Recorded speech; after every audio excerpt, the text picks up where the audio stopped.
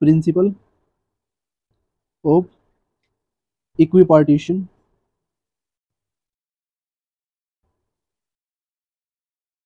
Of energy.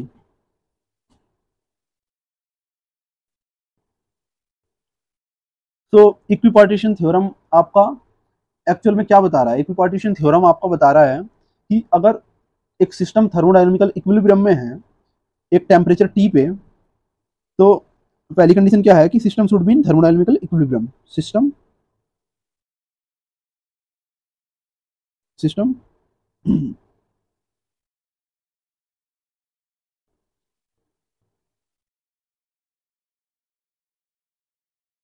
System should B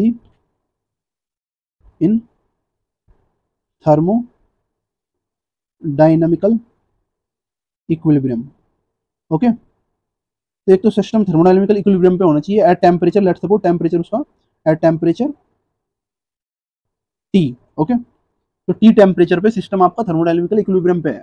ठीक है, तो अगर ये कंडीशन है तो जो एनर्जी होगी, एवरेज एनर्जी हर एक पार्टिकल की हर एक डिग्री ऑफ फ्रीडम के साथ जो एसोसिएटेड एनर्जी होगी वो हाफ के टी होगी। ठीक है, तो दूसरी क्या है कि then the average energy per particle पर डिग्री ऑफ फ्रीडम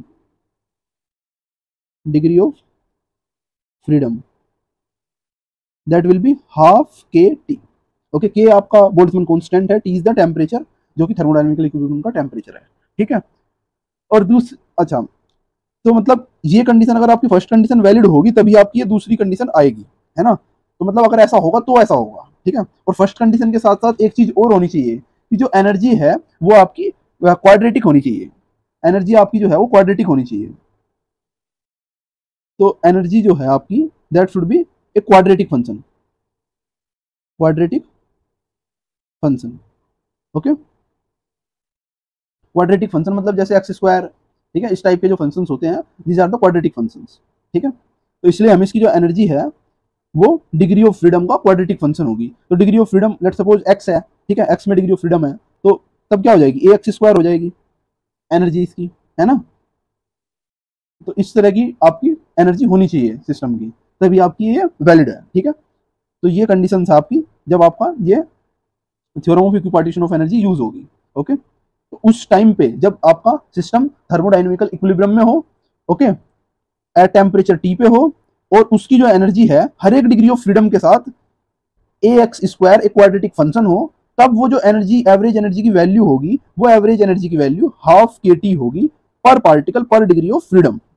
ओके, तो इसी चीज को हम प्रूफ करेंगे। तो प्रूफ करने में एवरेज नंबर ऑफ पार्टिकल्स जो आपके आएंगे with respect to X direction में, लेट सपोज एक्स डायरेक्शन में नंबर ऑफ पार्टिकल्स जो है वो C E raise to the power minus E X by K T D X है। ठीक है, या फिर आप इसे के टी की फॉर्म में लिखना चाहो तो के टी की फॉर्म में लिख लो, बीटा की फॉर्म में लिखना चाहो तो बीटा की फॉर्म में लिख लो, डिफरेंट बुक्स में डिफरेंट दिया हुआ है। ठीक है, तो हम इसे ये भी लिख सकते हैं कि C E raise to the power minus beta E X, ठीक है, डी एक्स। तो ये भी आपका हो सकता है। ठीक है, अगर हमें टोटल नंबर ऑफ पार्टिकल्स निकालने हो तो क्या करेंगे? इसे इंटीग्रेट कर देंगे, सीधी सी बात है। तो minus infinity to infinity integrate करेंगे अगर हम एन एक्स डी एक्स को, तो हमें टोटल नंबर ऑफ पार्टिकल्स मिल जाएंगे। So N X D X की वैल्यू अगर मैं पुट कर दूं तो C E raise to the power minus beta E X D X. Okay, अच्छा, टोटल एनर्जी जो होगी वो क्या होगी आपकी? तो टोटल एनर्जी क्या होगी? Minus infinity to infinity E X N X D X. Okay, so N X D X की वैल्यू ये रही, एन एक्स डी एक्स की वैल्यू, ये वैल्यू मैं यहाँ पे पुट कर दूं अगर, तो टोटल एनर्जी की वैल्यू मिल जाएगी मुझे minus infinity to infinity E X, और सी मैंने बाहर ले लिया इंटीग्रेशन से क्योंकि कांस्टेंट है, E raise to the power minus E X by K T D X. Okay, so अगर मैं अब एवरेज एनर्जी निकालूं, एनर्जी पर पार्टिकल निकालूं, एवरेज एनर्जी, ठीक है, तो वो क्या आएगी, C minus integration to infinity E X E raise to the power minus E X by के T D X divide by C minus infinity to infinity integration exponential minus E X by के T D X. Okay, तो सी से आपका सी cancel out हो जाएगा, और अब मैं ई एक्स की वैल्यू मुझे पता है, ई एक्स की वैल्यू क्या है, ई इज द एनर्जी जो है वो आपकी क्वाड्रेटिक फंक्शन है डिग्री ऑफ फ्रीडम का, तो मैंने वो ए एक्स स्क्वायर ले लिया या ए वाई स्क्वायर ले लूँ, ठीक है, ए एक्स क्योंकि मैंने एक्स में कंसिडर किया है तो ए एक्स स्क्वायर ले रहा हूँ। एवरेज एनर्जी क्या आ जाएगी आपकी, minus infinity to infinity integration A X square E raise to the power minus A X square by के T D X divide by minus infinity to infinity E raise to the power minus A X square by के T D X. Okay, अब इस integration को solve करने के लिए मैं दो चीजों का यूज करूंगा। एक तो ये कि ये जो इंटीग्रेशन है ये इवन फंक्शन है, ये जो इंटीग्रेशन है इवन फंक्शन का इंटीग्रेशन है। इवन फंक्शन मतलब अगर उस फंक्शन में मैं x को माइनस एक्स से रिप्लेस कर दूं तो वो फिर भी कोई फर्क नहीं पड़ेगा। अब यहाँ पे आप देख रहे हो कि एक्स स्क्वायर है, एक्स स्क्वायर की जगह पे चाहे मैं माइनस एक्स स्क्वायर लिख लूँ, अगर मैं माइनस एक्स का भी स्क्वायर करूंगा तो भी एक्स स्क्वायर ही आएगा, तो इट मीन्स ये इवन फंक्शन है। और इवन फंक्शन के माइनस इन्फिनिटी टू इन्फिनिटी के इंटीग्रेशन को मैं twice of zero to infinity का इंटीग्रेशन लिख सकता हूँ, ठीक है। तो ये डेफिनेट इंटीग्रल का जो फॉर्मूला है इसका यूज करके मैं इन दोनों इंटीग्रेशंस को माइनस इन्फिनिटी टू इन्फिनिटी की रेंज से जीरो टू इन्फिनिटी की रेंज में ले आऊंगा। ओके, और दूसरा चेंज मैं ये करूंगा कि ये जो आपका ए X square by K T है एक्सपोनेंशियल में, इसे एक वेरिएबल कंसिडर कर ले रहा हूँ, ठीक है। लेट सपोज मैं इसे y कंसिडर कर ले रहा हूँ, ठीक है, कि y equals to A X square by K T. Okay, तो ये दो चेंजेस मैं कर रहा हूँ, तो इससे क्या फर्क पड़ेगा कि ई एवरेज जो आपका आ जाएगा वो ए जो है वो आपका कॉन्स्टेंट है, तो ए बाहर निकाल लो इंटीग्रेशन से, ट्वाइस हो गया, जीरो टू इन्फिनिटी हो गया इंटीग्रेशन, है ना। ए कहाँ से आया, ये जो ए है ये मैंने बाहर लिख दिया, ठीक है। और minus infinity two plus infinity की रेंज का जो ये इंटीग्रेशन था इसे मैंने जीरो टू इन्फिनिटी की रेंज का बना लिया और ट्वाइस कर दिया। ओके, और यहाँ पे आपका क्या था, यहाँ पे आपका एक्स स्क्वायर है, यहाँ पे आपका एक्स स्क्वायर है, तो एक्स स्क्वायर को मैं क्या लिख सकता हूँ, एक्स स्क्वायर को मैं लिख सकता हूँ वाई के टी बाय ए, वाई के टी बाय ए, ठीक है। तो यहाँ पे आ जाएगा वाई के टी बाय ए। ओके, और E raise to the power minus Y आ जाएगा, माइनस वाई आ जाएगा क्योंकि ये वाई हो गया, ठीक है। अब डी एक्स को क्या लिखूंगा मैं, डी एक्स आपका क्या हो गया टू, अगर मैं इसे डिफ्रेंशिएट करूं तो ये आपका क्या आ जाएगा टू एक्स, एक्स के रेस्पेक्ट में अगर डेरिवेटिव करूंगा two X D X equals to K T by A D Y. Okay, तो यहां से मैं आपकी डी एक्स की वैल्यू लिख सकता हूं, तो यहां से आपकी डी एक्स की वैल्यू, अब एक्स की वैल्यू में इसमें पुट कर दूं, एक्स की वैल्यू पुट कर दूं, एक्स की वैल्यू क्या आएगी यहाँ से, एक्स की वैल्यू आ जाएगी अंडर रूट ऑफ वाई के टी बाय ए, ये इसका रूट कर दिया ना, अंडर रूट ऑफ वाई के टी बाय ए, ठीक है। तो यानी कि डी एक्स की वैल्यू क्या आ गई आपकी, ये एक्स को इस साइड ले जाओ तो इनवर्स हो गया, तो यानी कि अंडर रूट ऑफ के टी बाय वाई के टी बाय ए, ठीक है। तो इट मीन्स टू भी डिवाइड में आ जाएगा आपका, तो ये हो गया आपका वन बाय टू एक्स ए के टी डी वाई, ठीक है। और इसमें x की वैल्यू पुट कर दूंगा मैं ऊपर से, ये वाली वैल्यू। ओके, तो मुझे क्या मिलेगा, then I will get under root K T by A one by two Y raise to the under root Y D Y. Okay, divide by twice of minus infinity to infinity integral zero to infinity में बदल गया twice होके, और यहाँ पे क्या था, E raise to the power minus ये वाई हो गया, जो A X square by K T था वो वाई हो गया, ठीक है। और साथ में under root K T by ए, यानी कि डी वाई, डी एक्स की जगह डी वाई लिखेंगे तो जो चेंजेस हुए हैं उनके कारण, तो 1/2 under root Y D Y. Okay, तो के टी वाला पार्ट जो है आपका वो कॉन्स्टेंट पार्ट है, तो उसे हम डिवाइड कर सकते हैं। तो ये ऑल पार्ट आपसे इससे डिवाइड हो गया पूरा पूरा इंटीग्रेशन से, ठीक है। ये टू आपका, ये टू जो है ये टू से कट गया, ये टू जो है आपका इस टू से कट गया, है ना। ए से आपका ए कैंसिल आउट हो गया। ओके, यहाँ पे के टी बचा, जिस के टी को हम इंटीग्रेशन से बाहर निकाल लेंगे, तो आपका ई एवरेज इज नथिंग बट, के टी को मैंने इंटीग्रेशन से बाहर ले लिया, यहाँ पे 0 टू इन्फिनिटी इंटीग्रल बचा, and Y raise to the power क्या है, देखो एक अंडर रूट वाई यहाँ पे है और यहाँ पे वाई है, तो वाई को डिवाइड करेंगे रूट वाई से, तो ये आपका अंडर रूट वाई हो जाएगा, यानी कि वाई की power 1/2। After that E raise to the power minus Y D Y divide by 0 to infinity Y, यहाँ पे क्या है आपका Y under root Y divide में है, तो it means Y raise to the power minus 1/2 E raise to the power minus Y D Y. Okay, so MP में guys आपने पढ़ा होगा कि गामा फंक्शन जो है, gamma function of N that is nothing but the 0 to infinity x raise to the power n minus 1 E raise to the power minus x D X. इस type का आपने एक फंक्शन पढ़ा होगा जो एक डेफिनेट इंटीग्रल को show करता है, ठीक है। अगर मैं n को n+1 से रिप्लेस करूं तो मैं ये भी लिख सकता हूं कि gamma function of n+1 is nothing but the 0 to infinity x raise to the power n e raise to the power minus x D x, ठीक है। दोनों ही तरीके आपके इस इंटीग्रल को या इस फंक्शन को डिफाइन करने के सही है, ठीक है। आप कोई भी यूज कर सकते हो, ठीक है। अगर आप सेकंड वाला यूज करोगे तो आप आसानी से बिना गलती के सही से कर पाओगे, नहीं तो आपको n-1 से पावर को कंपेयर करना पड़ेगा, ठीक है। फिर n की वैल्यू निकालनी पड़ेगी और आफ्टर दैट गामा फंक्शन में पुट करनी पड़ेगी। तो ये जो दोनों इंटीग्रल है ये सेम इसी टाइप के हैं, ठीक है।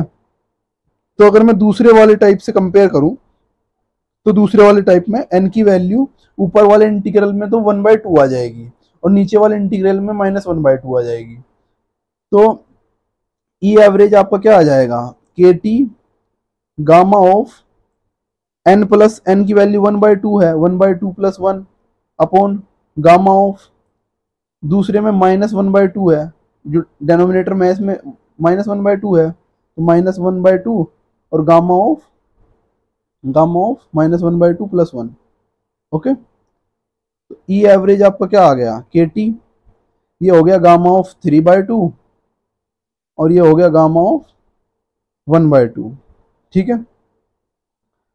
तो जो गामा फंक्शन है उसकी 3/2 पे जो वैल्यू अंडर 1/2 पे जो वैल्यू है दैट इज √2 और √π/2, उसकी वैल्यू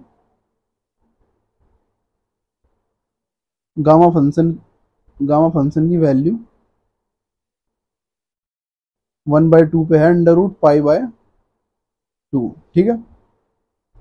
और अगर 1 प्लस गामा फंक्शन निकालना हो तो जो पार्ट है उससे हम मल्टीप्लाई कर सकते हैं, ठीक है। तो यानी गामा फंक्शन ऑफ 3/2 को हम लिख सकते हैं 1/2 और गामा फंक्शन ऑफ 1/2, ठीक है। मतलब गामा फंक्शन की एक प्रॉपर्टी है आपकी, वो प्रॉपर्टी यूज करके हम लिख सकते हैं कि 1 प्लस n का जो गामा फंक्शन है that is nothing but n into gamma function of n, ठीक है। ये क्योंकि गामा फंक्शन एक्चुअल में आपका फैक्टोरियल का ही फंक्शन है और फैक्टोरियल में भी ये चीज आप देखते हो कि 3 factorial is nothing but 2 factorial into 3, ठीक है। तो यही सेम प्रॉपर्टी आपकी गामा फंक्शन में भी अप्लाई होती है, क्योंकि गामा फंक्शन भी आपका फैक्टोरियल को ही शो करता है, ठीक है। तो यहाँ पे मैं क्या लिख सकता हूँ, के टी और ये हो जाएगा आपका 1/2 इंटू गामा फंक्शन ऑफ 1/2 और नीचे भी आपका गामा फंक्शन ऑफ 1/2 है। तो या तो आप गामा फंक्शन ऑफ 1/2 की वैल्यू √π/2 पुट कर दो या फिर n से ही कैंसिल आउट कर दो। यहाँ से कैंसिल आउट करोगे तो 1/2 के टी बचेगा, तो ई एवरेज इज नथिंग बट 1/2 के टी। ओके, यही आपका इक्विपार्टीशन थ्योरम थी कि अगर हम हर एक डिग्री के अलोंग और हर एक पार्टिकल पर पार्टिकल एवरेज एनर्जी देखें तो वो आपकी हाफ KT आएगी, ठीक है। और इसके साथ कंडीशंस क्या क्या है? फर्स्ट कंडीशन ये होनी चाहिए कि आपकी एनर्जी जो है वो क्लासिकली वेरी करनी चाहिए डिग्री ऑफ फ्रीडम के साथ, ना कि क्वांटाइज्ड हो, ठीक है। तो energy should not be quantized, ठीक है, एंड शुड वेरी क्लासिकली, ठीक है, क्लासिकली वेरी करनी चाहिए। दूसरा क्या है आपका कि एनर्जी जो है वो एक क्वाड्रेटिक फंक्शन होना चाहिए, वो एक क्वाड्रेटिक फंक्शन होना चाहिए डिग्री ऑफ फ्रीडम का, ठीक है। तो ये दो कंडीशंस अगर आपकी फुलफिल होगी तो ट्रांसलेशन काइनेटिक एनर्जी जो है मॉलिक्यूल की, एवरेज ट्रांसलेशन काइनेटिक एनर्जी जो होगी वो हाफ KT ही होगी, ठीक है।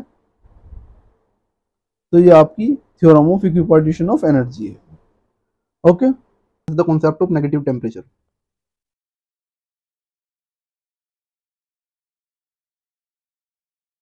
सो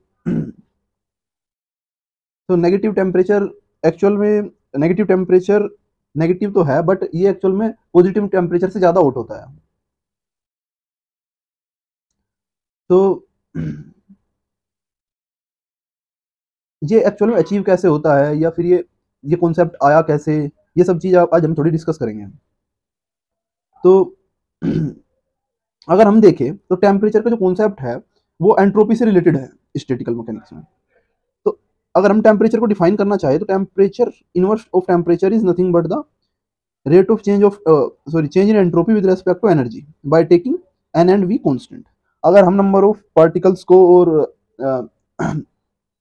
वॉल्यूम को कांस्टेंट रखें तो एंट्रोपी में जो एनर्जी के चेंज के साथ चेंज आएगा वही आपका टेम्परेचर को डिफाइन करता है, ठीक है। या फिर हम ऐसे कह सकते हैं कि और temperature is nothing but the change in energy with respect to entropy, okay, by taking N and V as constant, ठीक है। तो अब इसका नेगेटिव और पॉजिटिव होने का रीजन क्या है एक्चुअल में? तो आप देख रहे हैं कि ये एनर्जी के चेंज और एंट्रोपी के चेंज पे डिपेंड कर रहा है।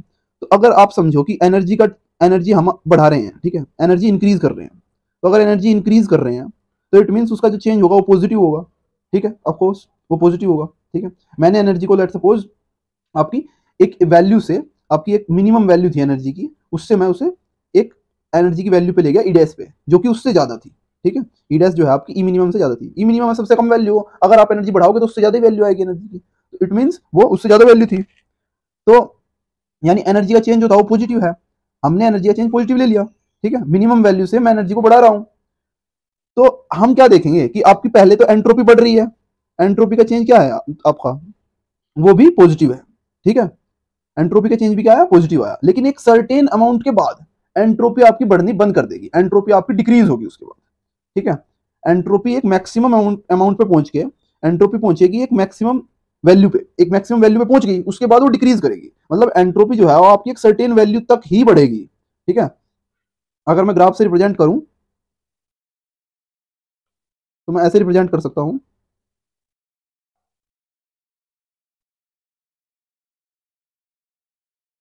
कि लेट सपोज ये आपका, ये वाला एक्सिस आपका एंट्रोपी को शो कर रहा है और ये वाला एक्सिस आपका एनर्जी को शो कर रहा है, ठीक है। तो आप देखेंगे कि स्टार्टिंग में मैं जब एनर्जी बढ़ा रहा हूं, इस साइड एनर्जी बढ़ रही है इस एक्सिस पे, ठीक है।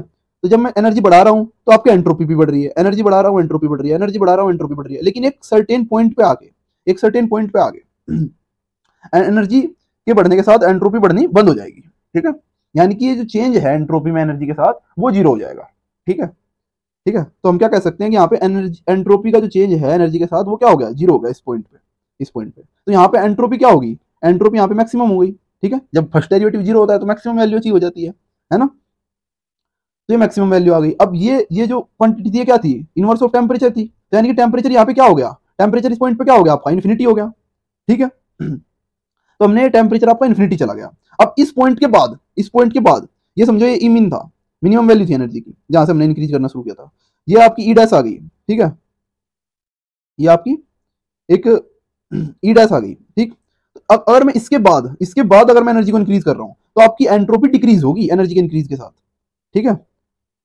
और वो आपकी एनर्जी की एक लेट्स सपोज मैक्सिमम वैल्यू है, ठीक है। तो मैं अगर मैक्सिमम वैल्यू तक एनर्जी को इंक्रीज कर रहा हूं तो एंट्रोपी आपकी डिक्रीज होगी और अप टू 0 डिक्रीज होगी, ठीक है। जब तक ये 0 नहीं हो जाती तब तक डिक्रीज होगी, ठीक है। और अब यानी कि आपका ये जो स्लोप है, अब ये स्लोप क्या हो गया, नेगेटिव हो गया, नीचे चला गया। तो अब आपकी जो स्लोप आएगा क्या आएगा, नेगेटिव आएगा। तो मतलब टेम्परेचर भी क्या होगा, नेगेटिव होगा, क्योंकि यहाँ पे एंट्रोपी क्या है आपकी, घट रही है। एनर्जी हम बढ़ा रहे हैं लेकिन एंट्रोपी घट रही है। तो इतना जो ग्राफ है, इतना जो ग्राफ है वो हमारा ये फर्स्ट कंडीशन शो कर रहा है, जिसमें एनर्जी के चेंज, पॉजिटिव चेंज के साथ एंट्रोपी भी पॉजिटिवली इंक्रीज हो रही है, ठीक है। एंट्रोपी का चेंज भी पॉजिटिव है, ठीक है। मतलब एनर्जी इंक्रीज कर रहे हैं तो एंट्रोपी भी इंक्रीज हो रही है। ये जो सेक्शन है ग्राफ का, ये आपका इस कंडीशन को शो कर रहा है, यानी पॉजिटिव टेम्परेचर कंडीशन को शो कर रहा है। उसके बाद ये जो पॉइंट आया, इस पॉइंट पे आपको क्या हो गया, टेम्परेचर बिकम्स इन्फिनिटी, ठीक है। तो ये टेम्परेचर इन्फिनिटी वाली कंडीशन हो गई, ठीक है। इस पे आपकी एंट्रोपी मैक्सिमम हो गई, ठीक है। और आपका rate of change in entropy with respect to energy 0 हो गया। अब उसके बाद अगर हम एनर्जी बढ़ा रहे हैं, उसके बाद एनर्जी बढ़ा रहे हैं, यानी एनर्जी बढ़ा रहे हैं तो इंक्रीज कर रहे हैं, ठीक है। इंक्रीज कर रहे हैं तो एनर्जी में जो चेंज होगा वो क्या होगा, वो तो पॉजिटिव होगा। लेकिन एंट्रोपी क्या हो रही है, एंट्रोपी डिक्रीज हो रही है, घट रही है, नीचे जा रही है, देखो ग्राफ, ठीक है। एंट्रोपी का चेंज जो है वो क्या है, वो नेगेटिव है। तो अगर एंट्रोपी का चेंज नेगेटिव है तो इट मीन्स एंट्रोपी का चेंज अगर आपका नेगेटिव है तो आपका टेम्परेचर भी क्या आएगा, ये अगर चेंज आपका नेगेटिव है, ये अगर चेंज आपका नेगेटिव है तो टेम्परेचर भी आपका क्या हुआ, नेगेटिव हुआ, ठीक है। टेम्परेचर भी क्या हुआ आपका, नेगेटिव हुआ, ओके। ये आपका एंट्रोपी के रेस्पेक्ट में था।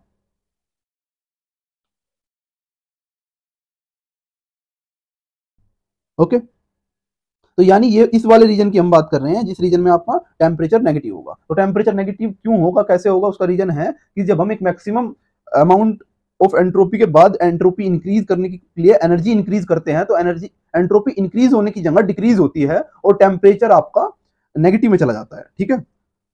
तो ये आपकी कंडीशन है जब आपका नेगेटिव टेम्परेचर इंक्रीज हो रहा है। और ये टेम्परेचर नेगेटिव है, 0 से आपका नेगेटिव है तो 0 से कम है, लेकिन 0 से कम जरूर है, लेकिन ये कोल्डर टेम्परेचर नहीं है। जैसे आपका सेल्सियस में -2 डिग्री सेल्सियस है तो वो सीधी सी बात है 0 डिग्री सेल्सियस से ज्यादा कूल है, ज्यादा कोल्डर टेम्परेचर है। लेकिन केल्विन में जो आपका नेगेटिव टेम्परेचर आएगा वो पॉजिटिव टेम्परेचर से ज्यादा होटर होगा, ओके। तो ये नेगेटिव टेम्परेचर जो है वो उससे ज्यादा होटर है। होटर ज्यादा क्यों है, क्योंकि एनर्जी आप देख रहे हो, एनर्जी इंक्रीज कर रही है इसमें, ठीक है। एनर्जी इंक्रीज ही हो रही है, तो एनर्जी इंक्रीज हो रही है तो इट मीन्स ये जो टेम्परेचर है आपका ये उससे ज्यादा 0 से भी ज्यादा कोल्डर टेम्परेचर होने की बजाय होटर टेम्परेचर है, ओके। तो अब ऐसा क्यों हो रहा है कि अगर हम एक मैक्सिमम अमाउंट के बाद, एनर्जी के एक अमाउंट के बाद, ई डैश के बाद अगर हम एनर्जी इंक्रीज कर रहे हैं तो आपकी एंट्रोपी डिक्रीज हो रही है, एंट्रोपी इंक्रीज ही क्यों नहीं होती जा रही। तो ऐसा इसलिए हो रहा है क्योंकि हमने ये इसमें finite energy level system consider किया हुआ है, ठीक है। तो ये सब सिर्फ आपका फाइनाइट एनर्जी लेवल सिस्टम में ही होगा, फाइनाइट एनर्जी लेवल में ही होगा। क्योंकि लेट सपोज आपके 2 लेवल सिस्टम है, ठीक है। एक 2 लेवल सिस्टम है, एक इनफाइनाइट लेवल सिस्टम है, ठीक है। इसमें लेवल इनफाइनाइट है, इसमें लेवल है इनफाइनाइट, इसमें है लेवल सिर्फ 2, ठीक है। लेवल इसमें 2 है और इसमें लेवल इनफाइनाइट है, ठीक है। अब लेट सपोज 3 पार्टिकल्स है, ठीक है। ये 3 पार्टिकल्स हैं, ठीक है। तो अब क्या होगा कि जब हम एनर्जी इंक्रीज करेंगे, ठीक है, हमने एनर्जी इंक्रीज की, तो अब एनर्जी इंक्रीज होने के साथ ये पार्टिकल्स, ये ग्राउंड स्टेट पे थे, ये ग्राउंड स्टेट से एक्साइटेड स्टेट में चले जाएंगे, ठीक है। और एनर्जी इंक्रीज करेंगे और पार्टिकल एनर्जी एक्साइटेड स्टेट में चले जाएंगे, और एनर्जी इंक्रीज करेंगे तो और पार्टिकल एक्साइटेड स्टेट में चले जाएंगे। अब अगर और एनर्जी इंक्रीज करेंगे तो पार्टिकल्स और एक्साइटेड स्टेट में नहीं जा सकते। अगर हम और ज्यादा एनर्जी देंगे सिस्टम को तो अब पार्टिकल और ज्यादा एक्साइटेड स्टेट में जा ही नहीं सकते, क्योंकि इसमें क्या है, इसमें इसके ऊपर लेवल्स है ही नहीं, एनर्जी लेवल्स, तो वो ऊपर नहीं जा सकते। तो इसका अब जो होगा, उनका टेम्परेचर जो बढ़ेगा वो आपका नेगेटिवली होगा, ठीक है। तो वो नेगेटिव टेम्परेचर अचीव करने की कंडीशन है। लेकिन अगर इनफाइनाइट लेवल सिस्टम होता तब क्या होता, तब आपका पार्टिकल्स 3 ही पार्टिकल है, लेट्स सपोज, और इनफाइनाइट लेवल सिस्टम है, तो पार्टिकल्स क्या करेंगे, एनर्जी लेते जाएंगे, हायर स्टेट में जाते जाएंगे, एनर्जी लेंगे, हायर स्टेट में जाएंगे, जितनी एनर्जी देते जाओगे आप उतने ही वो हायर स्टेट में जाते जाएंगे, ठीक है। तो उनका क्या होगा कि वो आप जितनी एनर्जी दोगे वो उतने हायर स्टेट में जाते जाएंगे, तो वो कभी भी नेगेटिव टेम्परेचर वाली कंडीशन नहीं आएगी। क्योंकि नेगेटिव टेम्परेचर वाली कंडीशन आने के लिए ऐसा होना चाहिए कि आपके जो लोअर एनर्जी लेवल है आपका, उसमें ज्यादा पार्टिकल्स होने चाहिए। हायर एनर्जी लेवल में जब ज्यादा पार्टिकल्स होंगे तब आपकी नेगेटिव टेम्परेचर अचीव करने वाली कंडीशन आएगी। ठीक है, तो ऐसा सिर्फ हो सकता है आपका इसमें फाइनाइट एनर्जी लेवल सिस्टम में। ठीक है, लेट्स चलो मैथमेटिकली भी चीज देख लेते हैं कि ऐसा क्यों हो रहा है, कैसे हो रहा है। ठीक है, तो लेट्स सपोज कि इस लेवल में नंबर ऑफ पार्टिकल्स n1 है, इस लेवल में नंबर ऑफ पार्टिकल्स n2 है। ठीक है, तो n1 जो होगा आपका, अगर मैं n1 बाय n2 देखूं, जो कि मैंने आपको लास्ट लेक्चर में बताया था, ये बोल्ट्जमान फैक्टर है जो रेशो बताएगा, तो ये क्या होता है आपका, this is nothing but E delta E by delta E beta. Okay, beta delta E या डेल्टा ई बीटा एक ही चीज है। ठीक है, बीटा डेल्टा ई।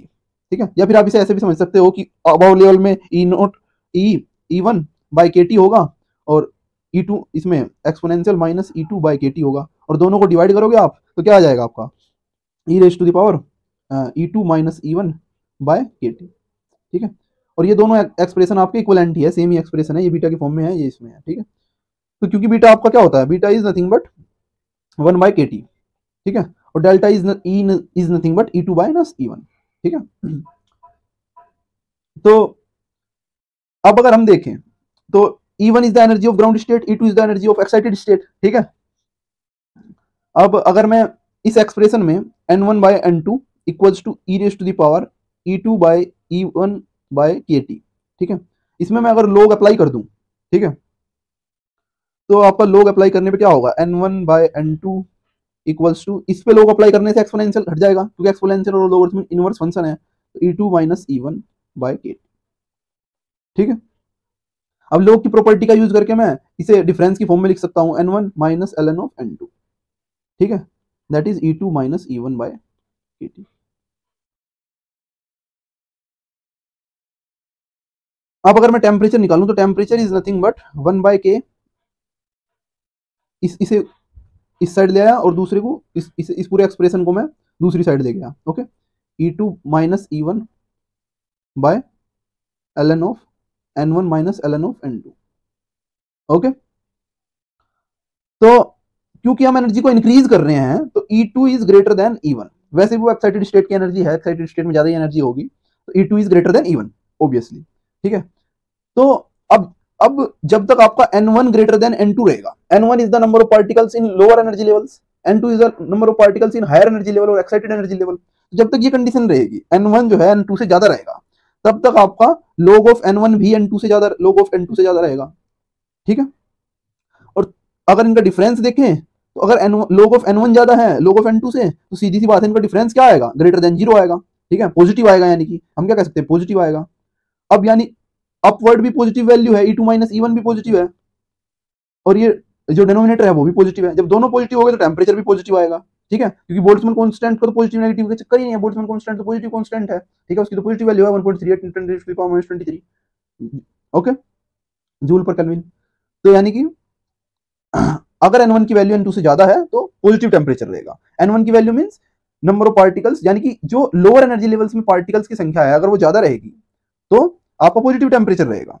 लेकिन अगर उल्टा हो जाए, मैं कहूं कि n2 is greater than n1, ठीक है, यानी कि हायर एनर्जी लेवल्स में ज्यादा पार्टिकल्स होंगे और लोअर एनर्जी लेवल्स में पार्टिकल कम हो गए, ठीक है, तो उस कंडीशन में क्या होगा, अगर n2 n1 से ज्यादा हो गया तो ln of n2 minus ln of n1, ठीक है, ये आपका equals to, sorry, greater than. Okay, तो ये ग्रेटर आएगा। अब ये ग्रेटर है क्योंकि, तो it means ln of n1 minus ln of n2 जो है आपका, ln ऑफ n2 जो है आपका, वो क्या हो गया, वो लेसर देन 0 हो गया। ठीक है, वो 0 से कम हो गया, तो ये 0 से कम हो गया, यानी यही डिनोमिनेटर है आपका, यही आपका डिनोमिनेटर है, तो ये 0 से कम हो गया। जब डिनोमिनेटर 0 से कम हो गया यानी कि निगेटिव हो गया, 0 से कम मतलब क्या, निगेटिव। जब ये निगेटिव हो गया तो मतलब टेम्परेचर आपका क्या आएगा, निगेटिव, क्योंकि न्यूमरेटर तो आपका पॉजिटिव है, डिनोमिनेटर निगेटिव है, तो इट मींस टेम्परेचर भी क्या होगा आपका, निगेटिव होगा। तो यानी कि ये वो कंडीशन है जिसमें टेम्परेचर निगेटिव अचीव हो जाएगा, यानी कि जो आपके हायर एनर्जी स्टेट्स में जो पार्टिकल्स हैं वो ज्यादा होने चाहिए लोअर एनर्जी स्टेट्स की संख्या में। ठीक है। तो यानी कि पॉपुलेशन जो है हायर एनर्जी स्टेट्स में ज्यादा होनी चाहिए लोअर एनर्जी स्टेट्स से। तो इस ये जो प्रोसेस है जिसमें हम हायर एनर्जी लेवल्स में ज्यादा पार्टिकल्स भेज देते हैं, इस प्रोसेस को ही आप बोलते हैं population inversion. Okay, population inversion.